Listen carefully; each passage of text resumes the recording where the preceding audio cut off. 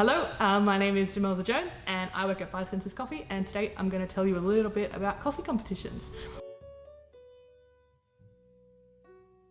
There's two main kind of factions of competitions. The first one is the more serious side of stuff run by ASCA, which is the Australian Specialty Coffee Association. Within that there's a bunch of competitions, but the main ones are probably Barista Comp, Latte Art and Signature Bev.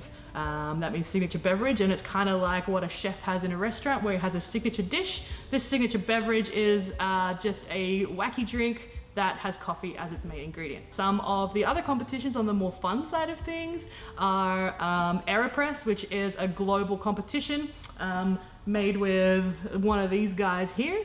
It is held all around the world, and the finals for 2018 are actually held in Sydney this year, so that's pretty cool.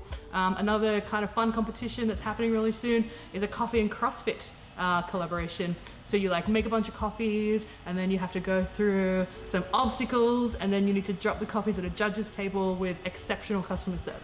And all of these help build on the profile of specialty coffee, and it also helps the people in the industry nail it and get really, really good, and then give you, the customer, a really good specialty coffee experience.